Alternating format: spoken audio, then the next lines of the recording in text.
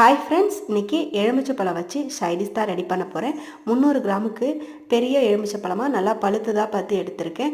ஒரு எலுமிச்சைப்பழத்தை 8ஆக கட் பண்ணிவிட்டு அதில் உள்ள விதையெல்லாம் எடுத்துகிட்டு மிக்ஸி ஜாரில் சேர்த்துட்டு 1/2 டீஸ்பூன் மிளகு சேர்த்து பல்ஸ் மூடில் கொரன்னு அரைச்சி எடுத்துகிட்டு வரணும்.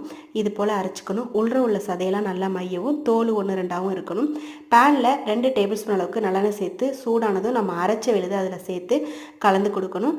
ஒரு 7-8 நிமிஷத்துக்கு கலந்து விடும்போது அதில் உள்ள தண்ணியெல்லாம் வற்றி எலுமிச்சைப்பழம் ஓரளவுக்கு வெந்து வந்திருக்கும். இப்போ அது கூட 3/4 கப் அளவுக்கு நாட்டு சக்கரை சேர்த்து நல்லா கலந்து விட்டோன்னா திரும்பவும் இலகி வந்துடும். இப்போ மூடி போட்டு இடையில கலந்து விட்டு வேக விடும்போது நல்லா கெட்டியாகி வந்திருக்கும். இப்போ இது கூட காரத்துக்கு 2 டீஸ்பூன் அளவுக்கு தனி மிளகாய் தூளும் 1/2 டேபிள் ஸ்பூனுக்கு உப்பும் சேர்த்து கலந்து விட்டு மசாலாவோட பச்சை வாசனை போகிற அளவுக்கு கலந்து விட்டுட்டு கடைசியாக 1 டேபிள் ஸ்பூன் மட்டும் நல்லெண்ணெயை சேர்த்து கலந்து விட்டு எடுத்தோன்னா ரொம்பவே சூப்பரான சைடிஷ் ரெடி ஆகிடும். 3 மாதம் ஆனாலும் கெட்டு போகாது. பிடிச்ச